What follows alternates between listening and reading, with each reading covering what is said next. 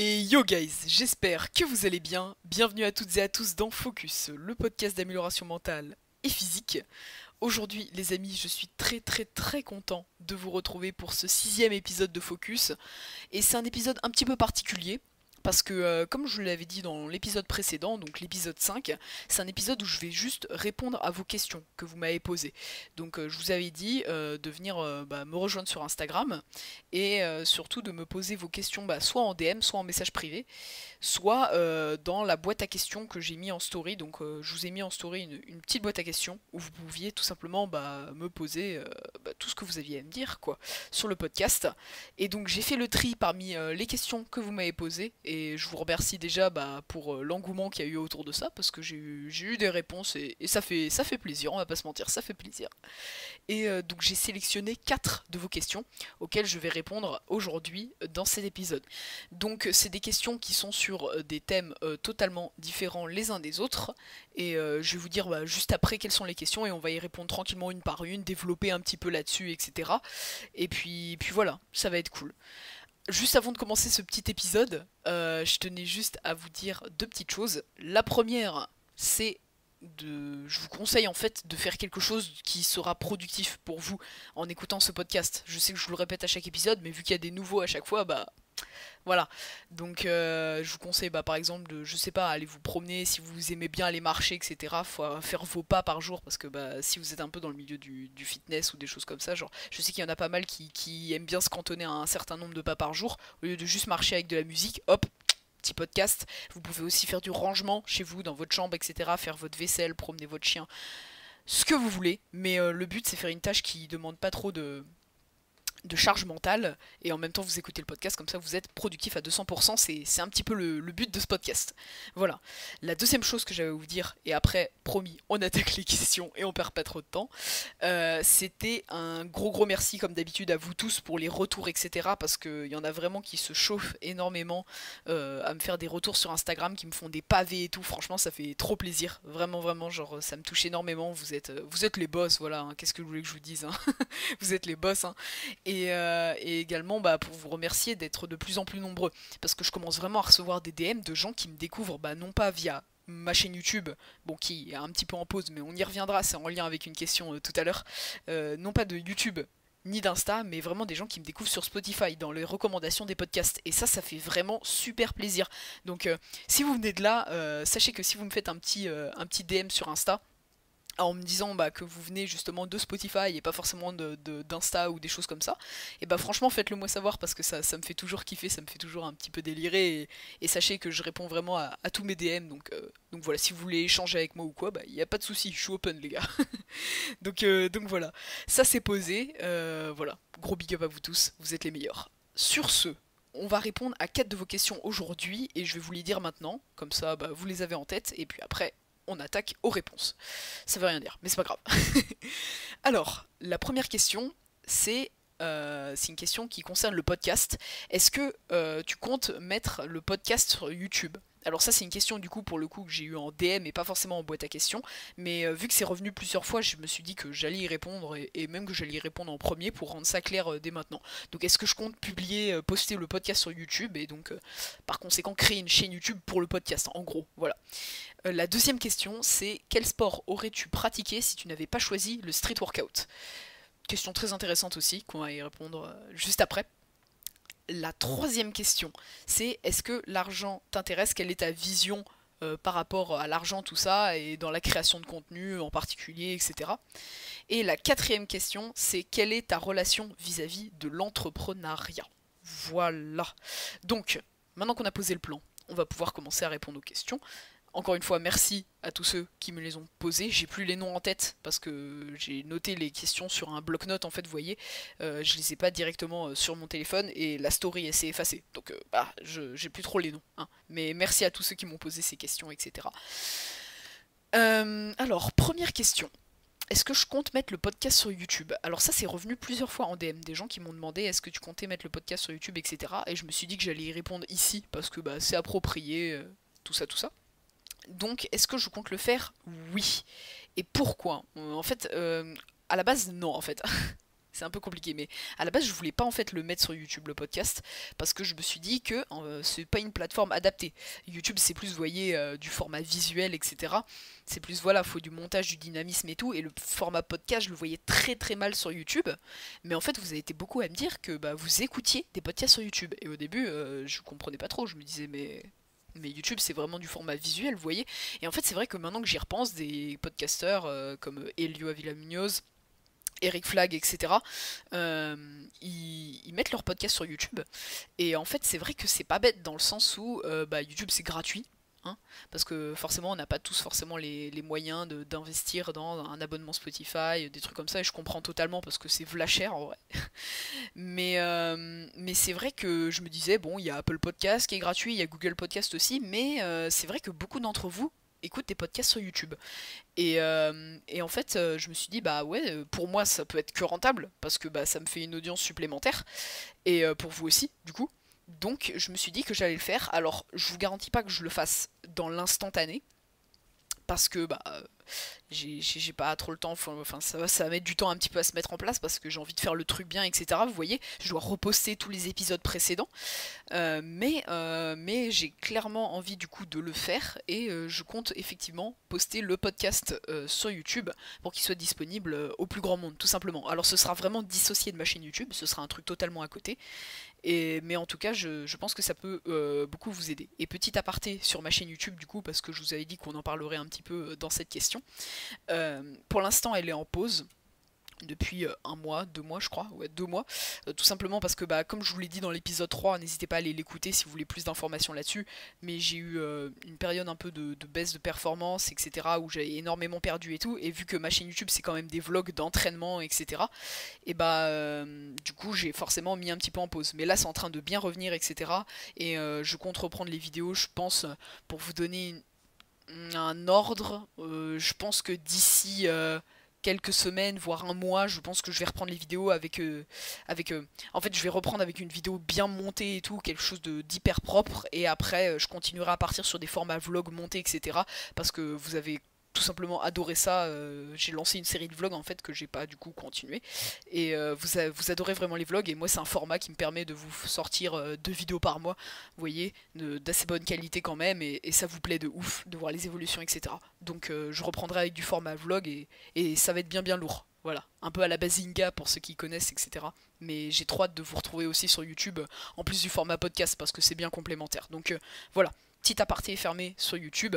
Et pour finir bah, sur la question podcast sur YouTube, oui, je compte le faire, et ça va être pas tout de suite, mais ça va être bien fait, et comme ça pourra servir au plus grand monde. Voilà.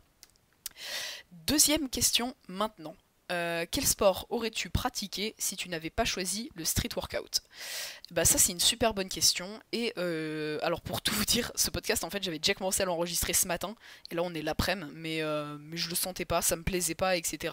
Et il y a eu quand même pas mal de blanc et tout parce que je devais réfléchir aux questions, du coup j'ai eu le temps de réfléchir aux questions, et maintenant j'ai la réponse que je peux vous balancer instant, mais voilà, donc là c'est la deuxième fois que j'enregistre en fait. Mais du coup quel sport j'aurais pratiqué si je n'avais pas choisi le street workout? Et bah ce serait la course à pied. Tout simplement pour vous remettre vite fait dans le contexte. Euh, Avant le street workout, je faisais déjà de la course à pied en fait. J'ai arrêté quand j'ai commencé ce sport parce que bah, c'était pas forcément compatible au début, et je voulais vraiment focus à 200% sur la prise de masse musculaire, etc. Parce que moi j'ai commencé le calisthenics parce que j'avais pas de salle en fait, j'avais pas de salle de sport, j'avais pas accès à ça, c'était pendant le confinement, etc. Et j'avais envie de me muscler au poids du corps, donc c'était pas compatible du tout avec mon objectif de prise de masse, etc. Mais depuis décembre 2020, donc là ça va faire plusieurs mois maintenant, hein, parce qu'à l'heure où je vous enregistre ça, on est le 25 juin. Donc vous voyez, ça fait quand même 7 mois. Bah, j'ai repris la course à pied une fois par semaine, donc j'ai repris en douceur, etc. Et maintenant, je fais toujours un run par semaine avec en complément cardio, en plus de la course à pied, de la corde à sauter en échauffement sur mes séances de 7 reps. Donc 7 reps c'est tout ce qui est les tractions, dips, pompes, vous voyez c'est les exercices de base au poids du corps on va dire. Et ouais, corde en échauffement, plus une séance de course à pied par semaine, tout simplement pour avoir du cardio dans mes entraînements, parce que moi j'essaie d'être polyvalent au maximum. C'est pour ça, c'est une de mes visions de l'entraînement. J'en parlerai dans un autre épisode consacré à l'entraînement d'ici peu, parce que j'ai aussi envie de parler d'entraînement sur ce podcast, pas que de nutrition et de développement personnel, etc. Mais oui, pour revenir à ça, j'ai repris du coup la course à pied en décembre et à l'heure actuelle je pense avoir en vrai un bon niveau et pour la fin de l'année je me suis mis même un petit objectif en course à pied qui est de faire un semi-marathon en fin d'année parce que je pense que j'en suis largement capable et en vrai je commence vraiment à, sans vouloir me vanter, à avoir un niveau pas trop dégueulasse en course à pied parce que ça a toujours été un point plutôt fort pour moi. Et donc voilà, petit objectif course à pied pour la fin de l'année, même si la course à pied c'est pas on va dire ma discipline maître, ça reste quand même le street workout que je favorise le plus, mais voilà, c'est une discipline que je pratique toujours à côté du street, et je pense que si j'avais pas choisi le street workout, bah, j'aurais continué dans la course à pied peut-être à plus haut niveau. À ce moment-là, peut-être que j'aurais visé, je sais pas, des objectifs tels marathon, etc. Mais évidemment, que de la course à pied m'aurait pas permis d'avoir le physique que j'ai aujourd'hui. Donc je trouve ça super bien que j'ai cette vision de l'entraînement assez polyvalente où je fais du cardio, course à pied, en même temps du street lifting, en même temps des figures de calisthenics, etc. En même temps je taffe les jambes pour avoir à la fois un physique harmonieux et performant, et un petit peu dans tous les domaines et être vraiment polyvalent. Mais ça, comme je vous l'ai dit, je compte vraiment vous faire un épisode là-dessus de podcast, donc ça arrivera très bientôt, je sais pas encore quand, mais voilà, je compte vous faire un épisode un petit peu sur l'entraînement polyvalent, etc. et comment être polyvalent, ouais. Bref, ça pourrait être très intéressant, donc voilà. Donc ouais, course à pied si j'avais pas choisi le street workout, je pense. Est-ce que j'ai bien répondu à la question? Je pense que oui. Voilà. Tout simplement. La troisième question, c'est qu'est-ce que je pense de l'argent? Est-ce que l'argent m'intéresse? Et quelle est ma vision par rapport à tout ça? Alors, en fait, je pense que l'argent, c'est forcément bénéfique. Je vous explique. Euh, Même si t'es pas, on va dire, passionné par l'argent, même si l'argent c'est pas ton objectif maître de gagner de l'argent, t'aimes quand même l'argent, dans le sens où ça te donne une certaine liberté. De nos jours dans notre société, l'argent c'est essentiel pour pouvoir faire un petit peu ce qu'on veut. Il n'y a pas grand chose qui est gratuit, on va dire, à part la connaissance qui se transmet de personne en personne, mais faut trouver les bonnes personnes, etc. Globalement, même l'accès à la connaissance c'est payant. Avec des formations, avec des livres, avec des choses comme ça. Par exemple, moi, une fois que j'ai fini un livre, moi je lis des livres de dev perso, je lis pas de la lecture divertissante, on va dire, parce que bah, c'est pas trop mon trip, hein. Je respecte totalement ceux qui le font, hein, mais moi c'est pas trop mon trip, et je lis plutôt des livres de dev perso, etc. Et on va pas se mytho, quand j'ai fini un livre de dev perso, je suis bien content d'avoir des fonds de côté pour pouvoir m'en racheter un nouveau. Bah, vous voyez, ça c'est de l'accès à la connaissance, même ça c'est payant, mais bon, je suis quand même content d'avoir de l'argent pour ça, même si en soi l'argent c'est pas mon objectif numéro un, on va dire. Donc là je viens déjà un petit peu de répondre à la question, mais l'argent c'est pas, on va dire, oui, je suis intéressé par l'argent, je suis content d'avoir de l'argent, mais c'est pas ma vision première, on va dire. Moi ce que j'aime avant tout c'est m'éclater. Moi ce que j'aime c'est apporter de la valeur aux gens. Moi ce que j'aime c'est voilà, produire du contenu sur les réseaux, donc sur Instagram, sur YouTube comme je vous ai dit je vais reprendre bientôt, sur le podcast. Moi ce que j'aime c'est produire du contenu, apporter de la valeur aux gens et en retour avoir de la reconnaissance. Et j'ai pas du tout honte de le cacher. Moi ce que j'aime c'est voilà, produire du contenu, aider des gens et que les gens en soient reconnaissants en retour. Donc ça vient pas, la reconnaissance ça vient pas forcément via des fonds parce que je vous cache pas du tout que je touche absolument rien à faire ça. Que ce soit YouTube, je touche pas encore la monétisation parce que j'ai pas encore assez d'abonnés. Instagram, j'ai pas de placement de produits sur Instagram, si ce n'est ma marque de vêtements. Et ça d'ailleurs on en reparlera dans un autre épisode aussi parce que ça peut être v'là intéressant. Mais ouais voilà, on va dire que les seuls revenus que je touche c'est via ma marque de vêtements en fait que j'ai créé en collaboration avec un ami. Mais ça voilà, je vous en reparlerai ailleurs et si vous voulez plus d'infos vous avez tout sur mon Insta que vous avez en description de cet épisode et en description du podcast, tout comme mes autres réseaux, ma chaîne YouTube, etc. d'ailleurs. Hein. Mais voilà, les seuls revenus que je touche, on va dire, via la création de contenu, c'est ma marque de vêtements. Donc si je le fais, c'est vraiment car j'aime créer du contenu et j'aime en retour aider des gens et que les gens me le fassent au moins savoir. Vous voyez, ça c'est vraiment une relation que j'aime. Donc, est-ce que l'argent t'intéresse? Oui. Je suis content d'avoir de l'argent, on va pas se mentir, et je pense que je suis pas à plaindre à ce niveau-là, et j'en suis très reconnaissant à mes parents, à ma famille, tout ça. Mais c'est pas ma priorité. Ma priorité, c'est créer du contenu, faire kiffer les gens, aider les gens et produire du contenu de qualité. Moi, ce que j'adore, c'est être fier de mon travail, être fier de mes résultats. Et voilà, c'est ce que j'aime. Donc oui, l'argent m'intéresse. Et non, c'est pas une priorité quand même. Et non, je touche rien via ma création de contenu. Du moins, si la création de contenu ne contient pas ma marque de vêtements, du coup. Donc voilà, ça c'était pour la troisième question. J'espère avoir plutôt bien répondu. Voilà. Et on va attaquer la dernière question qui va peut-être être un petit peu plus développée parce que c'est un sujet un petit peu plus vague en soi. Ça pareil, c'était pas dans la boîte à questions, c'était plus en DM. C'est ma relation vis-à-vis de l'entrepreneuriat. Alors, qu'est-ce que je pense de l'entrepreneuriat tout simplement? Donc, petite remise en contexte pour ceux qui débarquent éventuellement et qui ne me connaissaient pas encore. Moi, c'est Noah. Non, je rigole. J'ai 16 ans. Et donc, je suis encore au lycée. Là, je passe en première. Et, je kiffe en vrai les études que je fais. Je fais des études dans l'hôtellerie-restauration. Si vous voulez en savoir un petit peu plus, vous pouvez écouter le premier épisode, qui est un épisode de présentation où je vous raconte un petit peu ma live, tout ça, tout ça. Mais voilà, et donc je fais des études dans l'hôtellerie-restauration avec un bac techno et ça me plaît en vrai. Et donc ma relation vis-à-vis de l'entrepreneuriat est un petit peu particulière. C'est-à-dire que à la fois le métier que je suis en train d'apprendre me plaît énormément.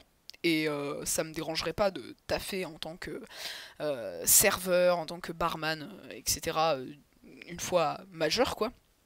Mais en même temps c'est un métier on va dire qui est très contraignant niveau horaire, c'est-à-dire que bah, c'est des horaires coupés, l'après-midi vous avez un gros trou et sinon vous faites un service du midi, un service du soir et ça finit pour le coup tard le soir et ça c'est pour le coup un truc qui me fait moins kiffer niveau horaire mais c'est un petit peu le prix à payer dans ce métier on va dire et c'est pourquoi en fait je compte continuer mes études là-dedans parce que bah, malgré tout ça me passionne, etc. Mais en parallèle, une fois majeur, parce que oui, en fait, il y a un BTS de 2 ans, comme je vous l'avais déjà expliqué dans d'autres épisodes, il y a un BTS de 2 ans. Donc ça veut dire que je continuerai mes études jusqu'à 20 ans. Et en fait, je compte pendant ces 2 années, donc de 18 à 20 ans, essayer éventuellement de développer un business, peu importe, quelque chose en parallèle de mes études, vous voyez. Et comme ça, si ce business, il peut prendre et il peut me permettre bah, de vivre en tant qu'entrepreneur, c'est-à-dire indépendant de toute société, ne pas être salarié, quoi, et bah, je partirai plutôt sur la voie de l'entrepreneuriat que la voie de l'hôtellerie-restauration. Parce que bah, c'est des horaires beaucoup moins contraignants, on peut travailler un petit peu de n'importe où, hein, globalement, quand on est entrepreneur, et c'est un petit peu un rêve que beaucoup de personnes ont de nos jours en 2021, avec les réseaux notamment, etc. D'être libre financièrement, d'être voilà, de travailler à son propre compte, etc. C'est vrai que ça fait très envie, mais faut quand même être il y a une certaine prise de risque et il faut quand même être certain de ce qu'on fait. Vous voyez ce que je veux dire? Faut être sûr que voilà, si tu lâches le truc, ton truc il a un avenir, tu vois, ton business, ton projet, il a un avenir et tu peux te lancer pleinement là-dedans. C'est pourquoi commencer à 18 ans jusqu'à mes 20 ans à développer un business, ça peut être smart. Parce que je continue mes études en parallèle, donc tant qu'à être lancé là-dedans, autant continuer, vous voyez, et finir le truc jusqu'à mes 20 ans. Mais en même temps, à côté, développer un business, et pouvoir du coup, si ça prend, ne pas continuer dans la voie de l'hôtellerie-restauration après malgré tout avoir eu un diplôme, etc. et plutôt partir sur la voie de l'entrepreneuriat. Moi c'est quelque chose voilà, qui me plairait énormément et c'est pour l'instant, à l'heure actuelle, peut-être que ça changera totalement et c'est même fortement probable hein, que ça change d'ici un an ou quoi que ce soit, mais pour l'instant c'est la vision que j'ai personnellement, c'est voilà, et me permettre du coup avoir la chance de continuer mes études tout en commençant à développer un business et comme ça s'il prend, hop, je peux bifurquer sur l'entrepreneuriat.